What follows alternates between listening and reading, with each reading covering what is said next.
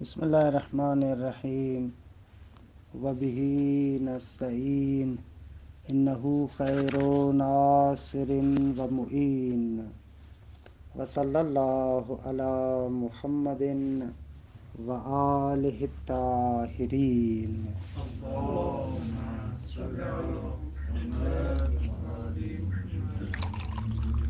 الحمدللہ ہماری گفتگو کشف المراد میں فصل دوم میں تھی، اور مرحوم علامہ حلی رحمۃ اللہ علیہ کی تقسیم کے اعتبار سے اس فصل کا 21واں مسئلہ کہ یہاں پر چند صفات کے بارے میں گفتگو کر رہے ہیں کہ ایک صفت جود، اس کے بارے میں کل عرض کیا، صفت ملک، اس کے بارے میں بھی کل عرض کیا، اور ایک اور صفت کہ یہ بھی اصل میں عنوان فلسفی کتابوں میں آیا ہے کہ وہاں سے پھر یہ کلامی کتابوں میں عنوان آیا ہے، وہ ہے صفت تمام اور فوق تمام۔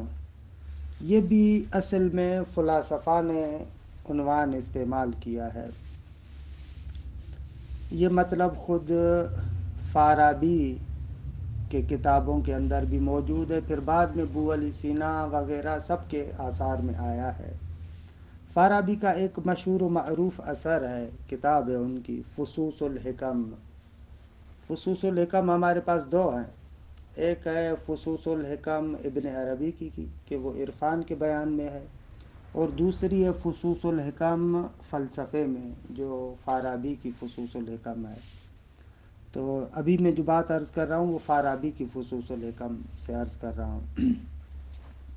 خب وہاں پر یہ دونوں عنوان آئے ہیں، تمام اور فوق تمام۔ اچھا، تمام اس موجود کو کہتے ہیں، یعنی موجود تام وہ موجود کہلاتا ہے کہ جس کے پاس تمام کمالات بالفعل ہوں۔ موجود تام اس موجود کو کہتے ہیں کہ جس کے سارے کمالات بالفعل ہوں، تمام کمالات اس کے کیا ہوں؟ بالفعل ہوں۔ ایسے موجود کو کہتے ہیں موجود تام۔ یعنی کیا؟ تھوڑی سی وضاحت کروں۔ ہم لوگ جتنے بھی موجودات ہیں اس عالم مادہ کے اندر، ہمارے سارے کے سارے کمالات بالفعل نہیں ہیں۔ بہت سارے ایسے کمالات ہیں، بلکہ اکثر ہمارے کمالات ایسے ہیں جو ابتداءً بالقوہ ہوتے ہیں، ہمارے اندر صلاحیت ہے، اور ہم لوگ ان کمالات کو بالفعل کر سکتے ہیں۔ یعنی ابھی مجھے وہ کمال حاصل نہیں ہے، لیکن اس کی قوت اور استعداد میرے اندر ہے، میں اس کمال کو اپنے لیے بالفعل کر سکتا ہوں۔ درست ہے؟ اسی شے کو آپ لوگ تکامل کہتے ہیں۔ یہ لفظ جو آپ سنتے ہیں تکامل، استکمال، اس کا معنی یہی ہے کہ ایک موجود کے پاس وہ کمال بالفعل نہیں ہے، لیکن اس کو حاصل کر سکتا ہے، اس کی صلاحیت اس کے اندر ہے۔ جب اس کمال کو وہ حاصل کرتا ہے تو ہم کہتے ہیں کہ اس نے تکامل کیا۔ مثلا آپ اور ہم خوب بہت سارے علوم نہیں آتے، لیکن ان علوم کی استعداد اور صلاحیت ہمارے اندر ہے۔ جب ہم ان علوم کو بالفعل حاصل کریں گے تو اس صورت میں کہا جائے گا کہ ہم نے تکامل اختیار کیا۔ درست ہے آقا؟ پس تکامل اس موجود کے بارے میں استعمال ہوتا ہے کہ جس موجود کے بعض کمالات بالقوہ ہوں، بالفعل نہیں ہے۔ درست ہے؟ اصلاً انسان ایک ایسا موجود ہے کہ جو موجود مستکمل کہلاتا ہے۔ مستکمل کہلاتا ہے یعنی تدریجاً آہستہ آہستہ کمالات کو حاصل کرتا ہے۔ اس کے مقابلے میں بعض موجودات ایسے ہیں جن موجودات کے بارے میں کہتے ہیں وہ موجودات تام ہیں، ان کے جتنے بھی کمالات ہیں وہ سارے کے سارے کمالات ان کے لیے بالفعل حاصل ہیں۔ مثلا جیسے فرشتہ، ملک اور فرشتہ موجود مستکمل نہیں ہے، وہ موجود تام ہے. یعنی فرشتوں کے اندر ایسے نہیں ہے کہ بعض کمالات کی ابھی استعداد ہو اور وہ تدریجاً آہستہ آہستہ ان کمالات کو حاصل کریں. نہ یہ استعداد بھی نہیں. نہ استعداد بھی نہیں ہے. استعداد بھی نہیں. وہ موجود تام ہے. ما منا الا وَلَهُ مقام معلوم. یا واو ہے یا واو نہیں، مجھے ذہن میں نہیں آ رہا. حالا آیت قرآن مجید کی یار ضبط میں تھوڑا اشتباہ ہو رہا ہے. ما منا الا لہو مقام معلوم یا وَلَهُ مقام. یہ واو میرے ذہن میں وہ آ رہا ہے، پتہ نہیں ہے یا نہیں. خلاص واو ہے. ما منا الا وَلَهُ مقام معلوم.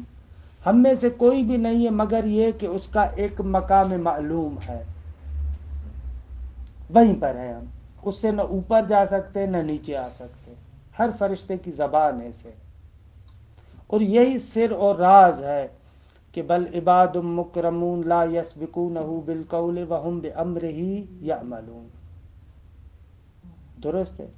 اور یہی معنی ہے اس کا جو ناج البلاغہ میں آپ سنتے ہیں، ایک فرشتہ جو رکوع میں ہے وہ ہمیشہ رکوع میں ہے، جو سجدے میں ہے وہ ہمیشہ سجدے میں ہے، جو قیام کی حالت میں ہے وہ ہمیشہ قیام کی حالت میں. ناج البلاغہ کے پہلے خطبے میں امیر المومنین بیان کرتے ہیں. اور یہی سر اور راز ہے اس نقطے کا کہ فرشتوں کے لیے شریعت نہیں ہے. ان کے لیے کوئی شریعت نہیں ہے جیسے آپ کے لیے اور ہمارے لیے. ان کے لیے کوئی نبی نہیں آتا، ان کے لیے کوئی رسول نہیں آتا، ان کے لیے کوئی قوانین نہیں آتے، شریعت وغیرہ نہیں ہوتی. خلاصہ جتنے بھی اوامر ہمارے لیے ہے اس طریقے کے ان کے لیے اوامر نہیں ہوتے. یہاں پر ایک تھوڑا سوال، اس میں یہ پھر رکوع اور سجود یہ بھی تو مثلا یہ وہ ہے ان کا بیان جو ظاہراً سورہ فاطر ہے، وہاں پر جو خدا نے متعال فرماتے نا اولی اجنحہ کہ فرشتوں کے بالوں پر ہیں. بھلے کن کے دو ہیں، کن کے دو ہیں، تین ہیں. یہ اشارہ ہے دوسرے نکات کی طرف. بہرحال وہ اپنی جگہ پر باز ہیں. لیکن فرشتوں کو کہتے ہیں یہ موجودات تام ہیں. اچھا جب یہ موجودات تام ہیں تو ان کے لیے نہ شریعت ہے، نہ اوامر ہے، نہ نواہی ہے جس طریقے سے ہمارے لیے ہے. اس لیے وہاں پر فرشتوں میں اصلاً اطاعت اور معصیت کا عنوان بھی نہیں آتا، کیونکہ یہ اطاعت اور معصیت کا عنوان وہاں پر ہے جہاں پر شریعت ہو، جہاں پر احکامات ہوں. شریعت اور احکامات وہاں پر ہوتے ہیں جہاں پر تکامل ہو، تکامل وہاں پر ہوتا ہے جہاں پر استکمال ہو. خود فرشتے کے مورد میں استکمال نہیں ہے، تکامل نہیں ہے، شریعت نہیں ہے، معصیت نہیں ہے، اطاعت نہیں ہے، کچھ بھی نہیں ہے فرشتے کے مورد میں. ایسے خب فطرس کے واقعے میں بھی جو اہم ترین مسئلہ ہے کہ بہت سارا یہ گروپ پر بحث بھی ہوئی تھی کہ تقریباً 99% افراد اصلاً مسئلہ نہیں سمجھ رہے تھے کہ مصیبت کہاں ہے، مشکل کجا ہے.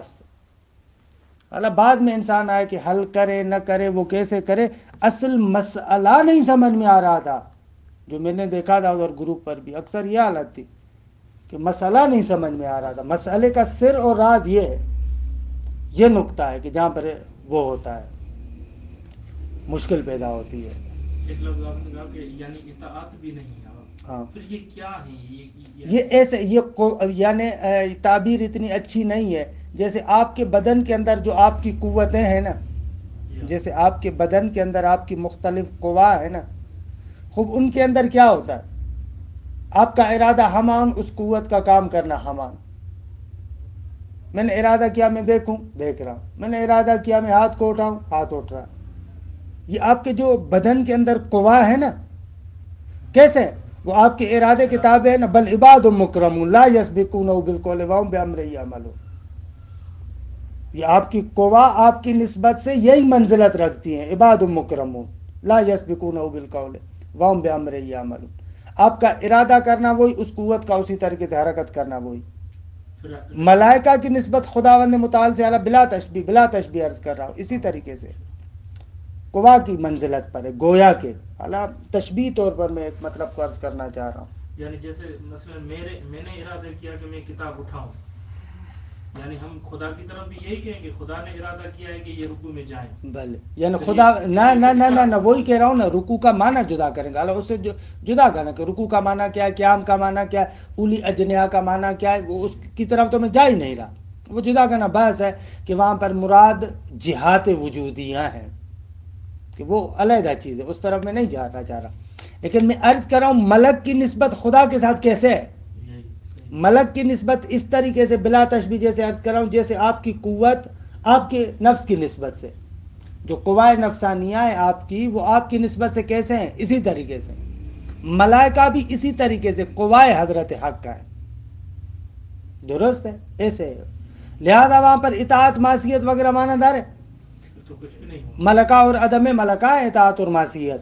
خب جہاں پر معصیت متصور ہو، اگر معصیت نہ ہو تو اطاعت ہوگی.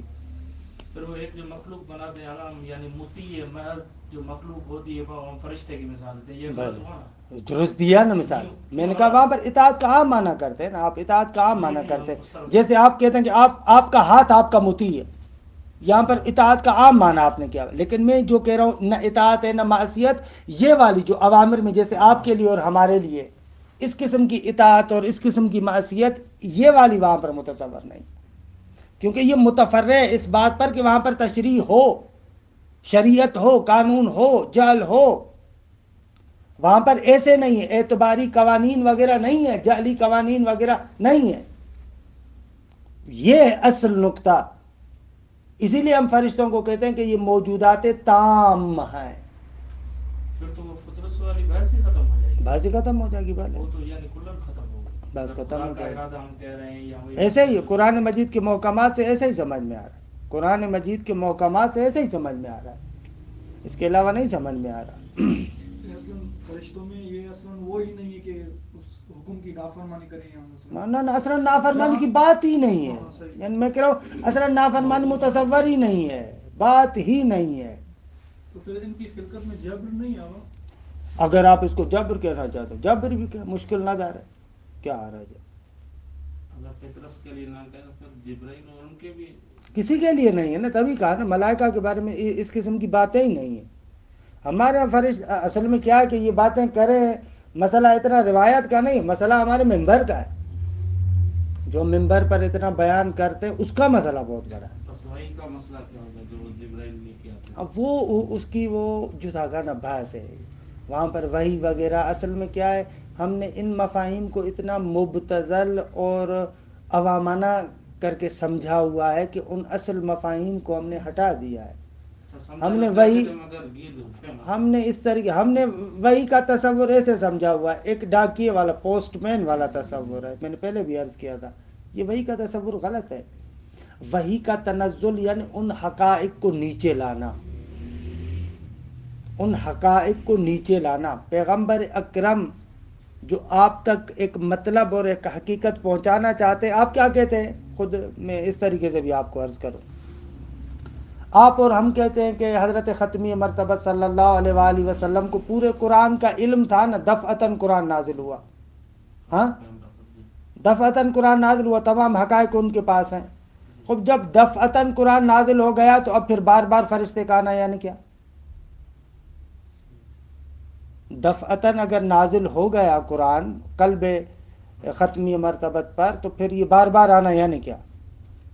اب اصلاً یہ اس قبیل سے نہیں ہے جیسے ہم لوگ تصور کرتے ہیں، بلکہ تنزل کا یہ معنی ہے.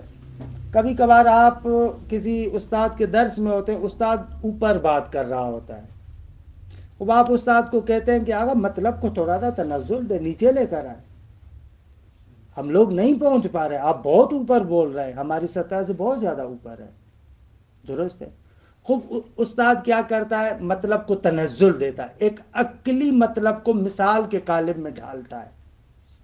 خوب مثال کے قالب میں ڈھالتا ہے یعنی مقام عقل سے مقام خیال تک اس کو تنزل دیا.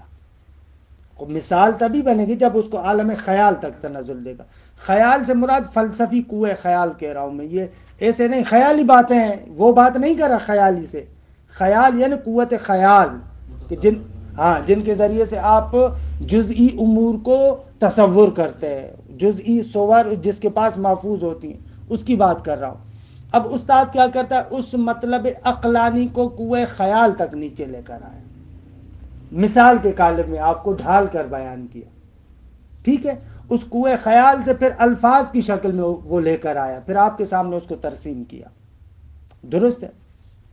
اب بلا تشبیہ عرض کر رہا ہوں، وحی کا سلسلہ بھی کچھ اسی طریقے سے، وہی پیغمبر اکرم مقام قلب اور مقام عقل کے اعتبار سے دفعتاً ان تمام حقائق کو اپنے پاس لیتا ہے، درست ہے، اپنے پاس وہ تمام حقائق بنحو الجم ہے، اوپر والے مرحلے پر ہے، من لدنا، سورہ زخرف کی جو آیات کے ابتدا میں ہے کہ ہم نے اس کیسے قرآن مجید کی آیت اگر آپ کے ذہن میں سورہ زخرف کی ہے آیت ذہن آپ کی آغاز والی، وہاں سے اگر نہیں وہاں سے قرآن اگر اٹھا لیں، وہاں پر پڑھے ہوئے 2-3 پڑھے ہوئے وہاں سے آپ اٹھا لیں۔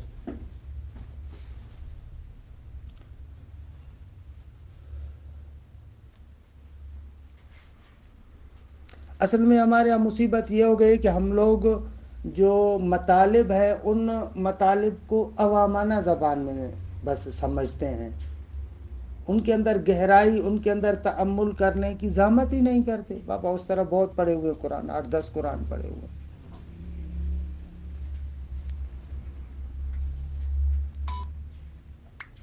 مثلا یہاں پر دیکھیں، گم شدی کہ مجھے دے دیں، گم ہو گیا فون ہے پتہ نہیں،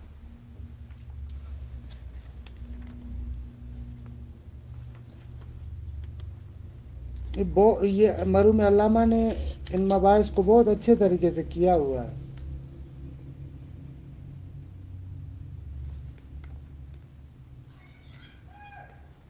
اسی آیت کے ذیل میں جو عرض کر رہا ہوں، اس کے ذیل میں بھی ہے، 2-3 اور جگہوں پر بھی ہے۔ بس یہ جو سر اور نقطہ ہے وہ یہی ہے جو ابھی میں آپ کو عرض کرنے جا رہا ہوں۔ کیا تعبیرات ہیں یہاں پر دیکھیں،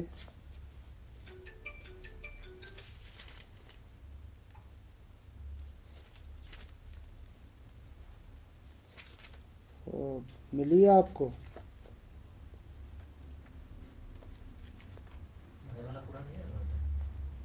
ہاں ایسا ہی لے کر بھی ایسا ہے جو ہمیں نظر ہی نہیں آ رہا۔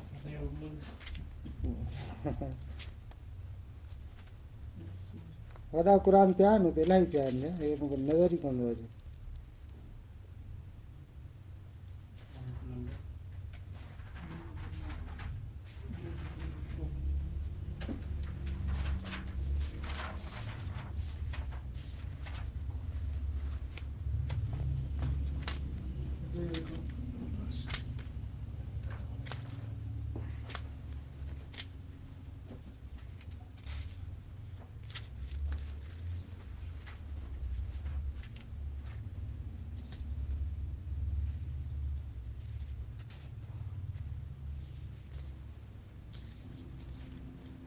ہے مختلف جگہوں پر ہے۔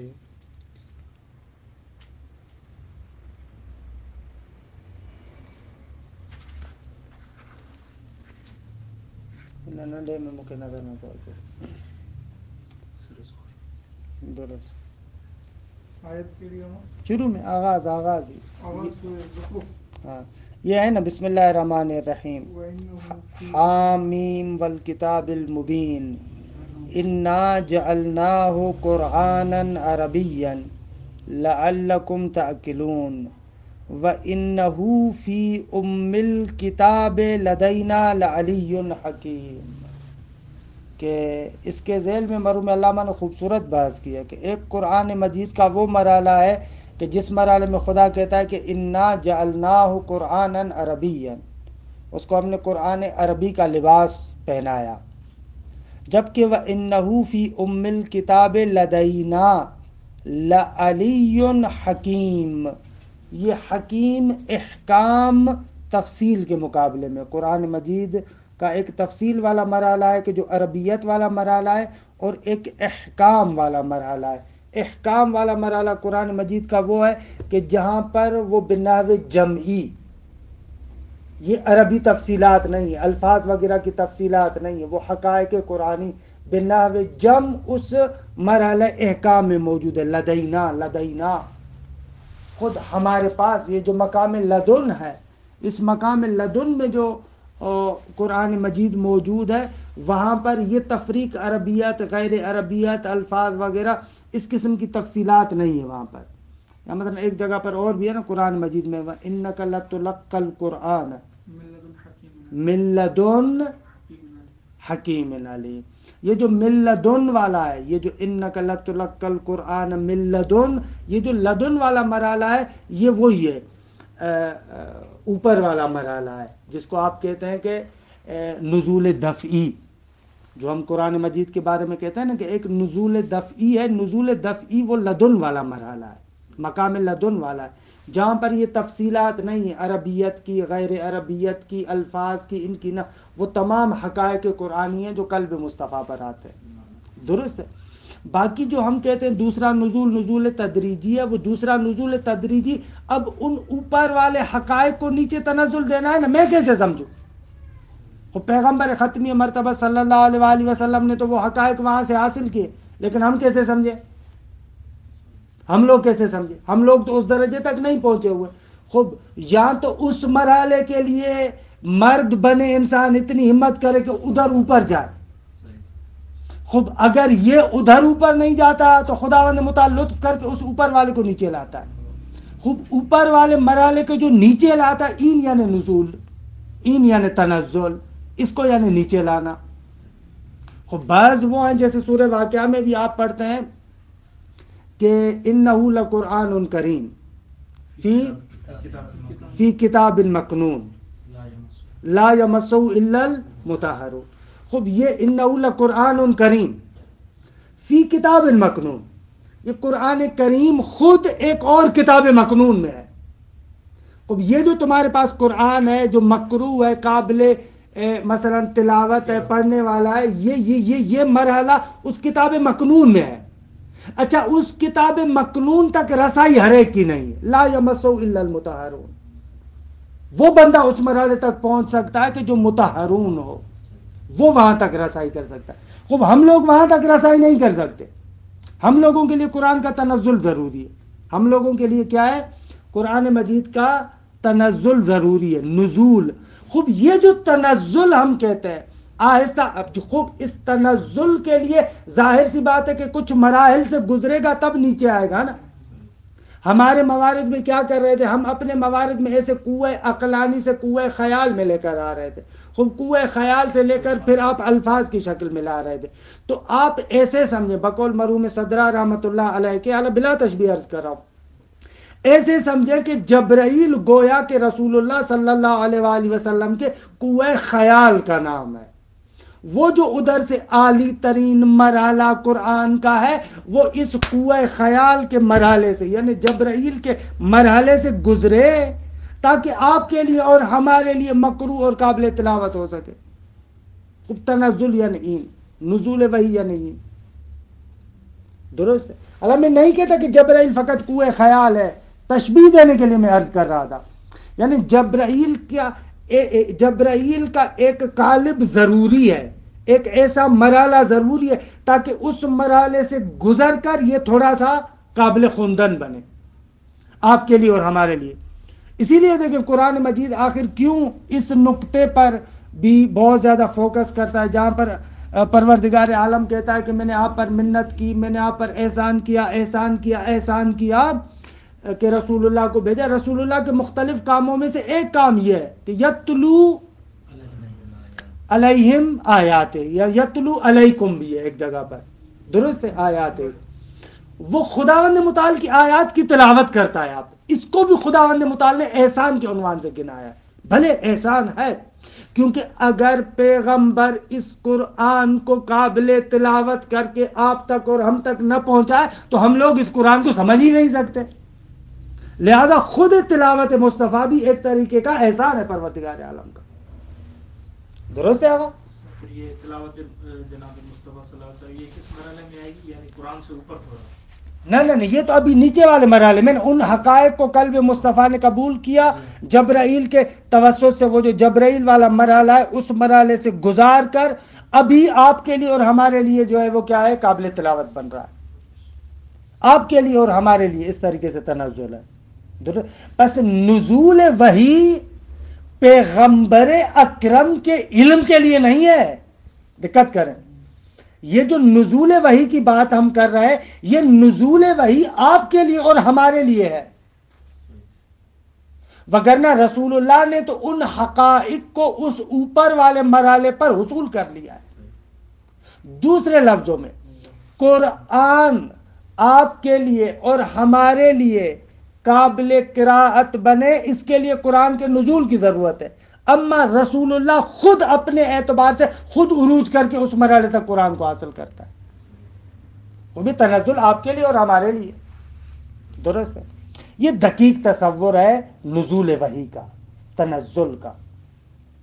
یہاں سے پھر سارے کے سارے شبہات حل ہو جاتے ہیں کہ نزول دفعی چرا، نزول تدریجی چرا، اس کا کیا فلسفہ ہے، کیسے ہے، کس طریقے سے. ایسے نزول کی تصویر ایسے ہے. خلاصے علیہ باس میں باہر نکل کے بہت زیادہ فرشتہ موجود تام ہے، درست ہے، اور انسان موجود مستکمل ہے. اچھا، پھر آپ کے ذہن میں آئے گا پھر تو فرشتہ انسان سے افضل ہو گیا. اگر وہ تام ہے اور ہم مستکمل ہیں پھر تو فرشتہ انسان سے افضل ہو گیا نا. تو اس کا جواب یہ ہے کہ نہ. یہ ایک نقطہ ذہن میں رکھیں، یہ جو کہا جاتا ہے نا اشرف المخلوقات انسان ہے، نہ ہر انسان. خوب اشرف المخلوق انسان ہے جو انسانیت کے مرتبے پر ہو، وگرنہ یہ انسان فرشتوں کو تو چھوڑیں جانوروں سے بھی بدتر ہے. بل ہم اضل، ایسے بھی ہے، اولئک کالانعام بل ہم اضل. ہر انسان جس پر بھی نام انسان کا آ جائے، ٹیگ اس پر انسان کا لگ جائے، ضروری نہیں ہے کہ وہ اشرف المخلوق ہو. نہ بدترین مخلوق بھی انسان ہے.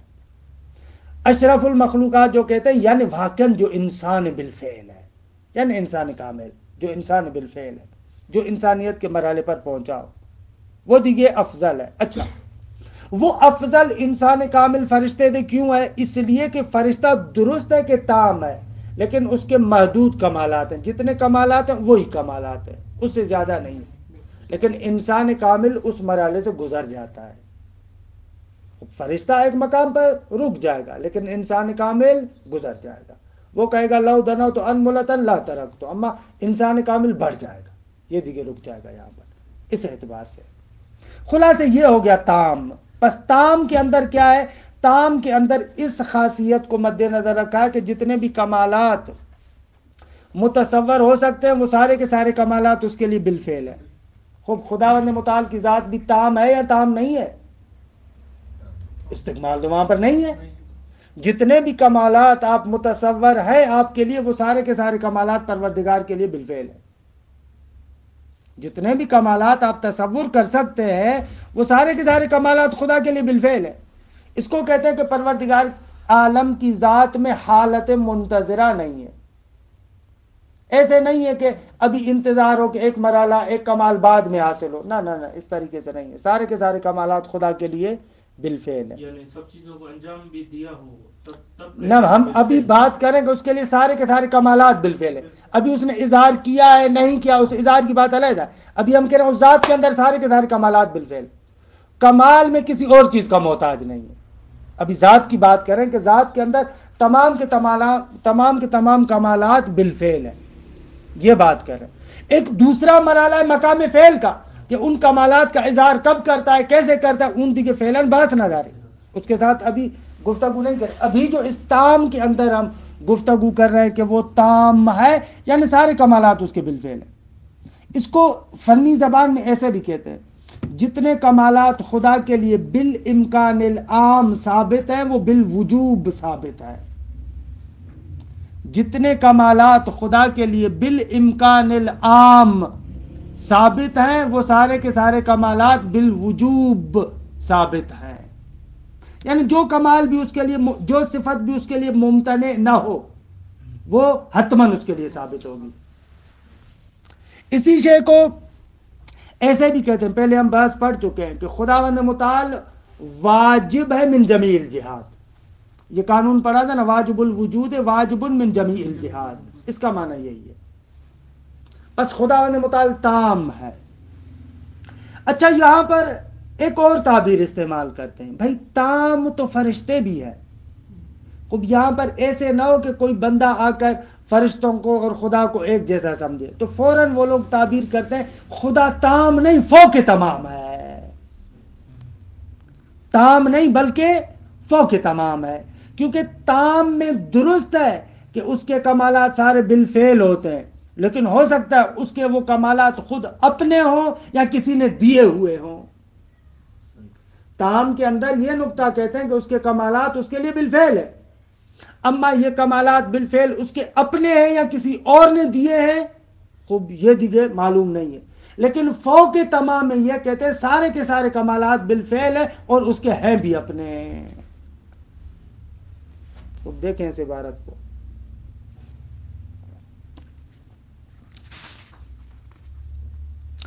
قال والتمامی وفوقہ، یعنی پروردگار عالم کا واجب الوجود ہونا دلالت کرتا ہے کہ خدا تام ہے بلکہ فوق تمام ہے۔ اقول وجوب الوجود يدل على كونه تعالی تاما وفوق التمام، وجوب وجود دلالت کرتا ہے کہ وہ تام ہے بلکہ فوق تمام ہے، کیونکہ اگر کوئی ایسا کمال ہو جو ابھی تک اس کے لیے بالفعل نہ ہو بلکہ بالقوہ ہو تو پھر اس کمال کے حصول کے لیے غیر کا محتاج ہوگا۔ خب اگر غیر کا محتاج ہے تو پھر واجب الوجود کیسے رہے گا؟ درست ہے آواز؟ اما کونہ تامن، یہ غیر کا محتاج کیسے ہوگا؟ اس کمال نہیں ہو رہا نا، میں کہہ رہا ہوں اگر نہ ہو تو ہوگا، یہ لازمت کیسے لے رہے کہ اگر نہ ہو تو ہوگا نہ؟ ہاں نا، اگر بالفعل اس کے پاس کمال نہیں ہے تو اس کے حصول کے لیے محتاج ہوگا نا، اس کے پاس تو نہیں ہے نا، ابھی اس کو دینے کے لیے کوئی اور ہے، خود اپنے آپ کو خود تو نہیں دے سکتا، کیونکہ فاقد الشیء معطی الشیء نہ میشے دیگے، خود اس کے پاس تو نہیں ہے۔ جب اس کے پاس نہیں ہے اور وہ کمال حاصل بھی کرنا چاہتا ہے تو حتماً کوئی غیر دے گا نا، خود اپنے آپ کو تو نہیں دے سکتا کیونکہ خود تو فرض ہے کہ اس کے پاس نہیں ہے۔ خب اس کا معنی یہ ہوگا کہ غیر کا محتاج ہو جائے، خب غیر کا محتاج واجب الوجود ہونے کے ساتھ سازگار نہیں ہے۔ روشن ہوا مطلب؟ اما کونہ تامن، علامہ اہلی اس کو بیان کرتے ہیں کہ آغا خدا تام ہے کیوں؟ کہتے ہیں ہم 3 مقدمات ذکر کرتے ہیں، تینوں کا نتیجہ یہی نکلے گا۔ پہلا مقدمہ فَلِأَنَّهُ وَاحِدٌ عَلَى مَا سَلَفَ، پہلا مقدمہ یہ کہ خدا واحد ہے، اس کا شریک نہیں ہے۔ دوسرا واجب من کل جہت، یہ بھی بیان کر چکے ہیں کہ واجب الوجود بالذات واجب الوجود ہے من جمیع الجہات۔ 2 تیسرا مقدمہ یمتنع تغیرہ و انفعالہ و تجدد شیء لہ، محال ہے خدا کی ذات کے اندر تغیر ہو، محال ہے کہ خدا کسی سے اثر قبول کرے، محال ہے کہ خدا کے لیے کوئی اور شے متجدد ہو، پہلے نہ ہو بعد میں اس کے لیے حاصل ہو، یہ دیکھیں محال ہے خدا کے لیے۔ خوب فرماتے فَكُلُّ مَا مِن شَأْنِهِ أَن يَكُونَ لَهُ، پس اس بنا پر ہر وہ شے کہ جس میں یہ شأنیت ہے کہ وہ خدا کے لیے حاصل ہو سکتی ہو، فَهُوَ حَاصِلٌ لَهُ بِالْفِعْلِ، وہ شے خدا کے لیے بالفعل حاصل ہوگی۔ ہر وہ صفت کہ جو خدا کے لیے ثابت ہو سکتی ہو، کیونکہ صفات 2 طریقے کی ہیں نا، کچھ صفات ایسی ہیں جو کمالی ہیں، کچھ صفات ایسی ہیں جو نقص والی ہیں، عیب والی ہیں۔ خوب عیب والی صفت تو اس کے لیے ثابت نہیں ہو سکتی، لہذا کہہ رہے ہر وہ صفت کی جس کی شأنیت یہ ہے کہ وہ خدا کے لیے ثابت ہو سکتی ہو، یعنی صفت کمالی، فَهُوَ حَاصِلٌ لَهُ بِالْفِعْلِ، وہ صفت خدا کے لیے بالفعل حاصل ہے، اور اسی کو تام کہتے ہیں۔ تام یعنی وہ موجود کہ جس کے لیے ہر وہ صفت جو قابل اثبات ہو وہ بالفعل اس کے لیے ثابت ہو۔ درست ہوا؟ جو خدا کی شان ہے، یعنی مگر کوئی ایسی صفت ہے جو خدا کی شان کے مطابق نہ ہو، وہ بھی کمال نہیں ہے ایسا، مگر یہ کہ وہ کمال نقص کے ساتھ ممزوج ہو۔ مثلا بہت سارے، مثلا جیسے آپ کے لیے اور ہمارے لیے، مثلا آپ کے لیے اور ہمارے لیے یہ کمال ہے کہ خضوع پیدا کرے، بندگی آپ کا اور ہمارا کمال ہے، اما خدا کے لیے کمال نہیں، خدا کے لیے نقص کے ساتھ ہے یہ خود بندگی نقص ہے ایک طریقے سے، خدا کے لیے نقص ہے، اما آپ کے لیے اور ہمارے لیے بندگی بندے کے لیے کمال ہے، بندگی مالک کے لیے عیب ہے۔ تقسیم ہمارے لیے کمال ہے، مثلا فرض کریں اگر اس کو کمال کہیں تو، وگرنہ بندگی خوب یہ روشن ہے دیکھیے ہمارے لیے کمال ہے، خدا کے لیے عیب ہے۔ کافی چیزیں شہادت کی ہے جیسے ہمارے لیے کمال اور برعکس بھی ہے، ہو سکتا ہے ایک شے خدا کے لیے کمال ہو ہمارے لیے عیب ہو، تکبر، بڑائی، کبریائی خدا کے لیے کمال ہے، آپ کے لیے اور ہمارے لیے کیا ہے؟ عیب ہے، ہوتا ہے ایسا۔ اسی لیے کہتے ہیں ابھی آئے گا ایک اور صفت ہے جبار، کہتے ہیں جبار خدا کی نسبت سے اگر ہو تو کمال ہے، ہماری نسبت سے ہو تو عیب ہے۔ البتہ ہماری نسبت سے جبار ظالم کے معنی میں ہوتا ہے، خدا کی نسبت سے جبار یعنی جبران کرنے والا، کہ ابھی کہیں خوب اما کون فوق تمام، اوپر تو بیان ہوا کہ خدا تام ہے بلکہ فوق تمام ہے۔ فوق تمام ہے کیوں؟ فَلِأَنَّمَا حَصَلَ لِغَيْرِهِ مِنَ الْكَمَالَاتِ فَهُوَ مِنْهُ مُسْتَفَادٌ۔ آغا اس لیے کہ جو بھی پروردگار عالم کے علاوہ کسی موجود کو کمالات ملتے ہیں وہ خداوند متعال سے ہی ملتے ہیں۔ مثلا ملائکہ کو ہم نے کہا کہ وہ تام ہے، لیکن ان کے کمالات اپنے نہیں ہیں، خدا سے لیے ہوئے، تام ہے، فوق تمام نہیں ہے۔ فوق تمام وہاں پر کہیں گے جہاں پر موجود کے لیے تمام کمالات بالفعل ہو اور اس کے اپنے ہوں، خود تمام شو۔ اس فوق تمام سے ان کمالات کا خدا کے لیے ذاتی ہونا یہ کیسے ثابت؟ کہ فوق تمام اصطلاح اس کا معنی ہی یہ ہے، ذاتی ہونا ہے نا؟ فوق تمام اس موجود کے لیے استعمال کرتے ہیں کہ جس کے لیے کمالات بالفعل بھی ہوں اور اس کے اپنے ذاتی ہوں، ادھر اس اصطلاح کا معنی یہ ہے۔ روشن جو خوب اگر ہو حوصلہ تو بعد والی ایک صفت پڑھے، اتنی مشکل نہیں ہے وہ، یا چھوڑے جیسے آپ لوگ کہیں وہ نہیں۔ خود پروردگار عالم حق ہے، خدا حق ہے، یعنی کیا؟ سنریہم آیاتنا فی الآفاق وفی انفسہم حتی یتبین لہم انہ الحق۔ خدا حق ہے یعنی کیا؟ کہتے حق کے تین معنی ہیں، کہ البتہ یہ مطلب بھی جیسے کہ عرض کروں یہ صفت بھی اصل میں فلسفی کتابوں میں ہے، کہ اس کو فارابی نے فصوص میں ذکر کیا ہے، اس کے بعد بو علی سینا نے اشارات میں ذکر کیا ہے، اور یہی تین معنی خواجہ نصیر الدین طوسی نے وہیں پر شرح اشارات میں بھی ذکر کیا کہ اولاً ان تینوں معانی کو فارابی نے ذکر کیا ہے وہاں پر فصوص الحکم میں، یعنی یہ بھی وہاں پر مطلب ذکر ہے، وہیں سے لے کر آئے۔ اچھا حق کے تین معنی ہیں۔ پہلا معنی حق کسی بھی موجود ثابت کو کہتے ہیں، حق یعنی موجود ثابت، موجود ثابت یعنی موجود ہے دیگے، ثابت یعنی ہم ان کے دیگے ہست، ایک معنی۔ دو حق اس موجود ثابت کو کہتے ہیں جو دائمی ہو۔ پہلے میں کہا کہ موجود ثابت مطلقاً چاہے دائمی ہو یا دائمی نہ ہو، دوسرے میں کہہ رہے ہیں موجود ثابت دائمی، درست آگا؟ خوب تیسرا معنی حق کا ہے کہ یہ خبر اور قضیے کی صفت بنتا ہے۔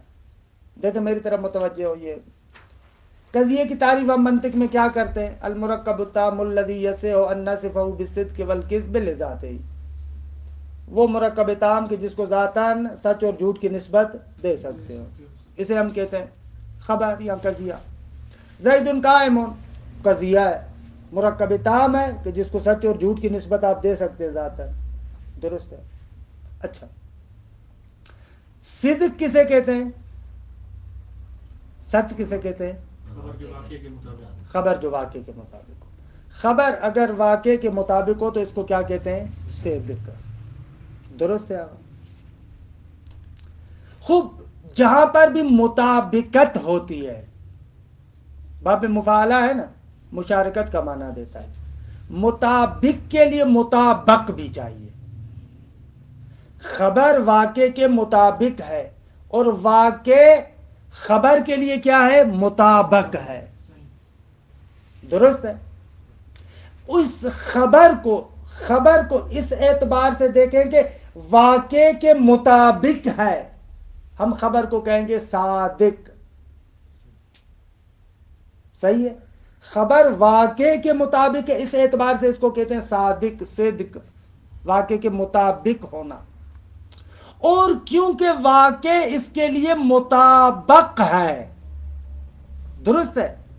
خبر کو اس اعتبار سے دیکھا جائے کہ واقع اس کے لیے مطابق ہے، اس اعتبار سے اس کو حق کہتے ہیں.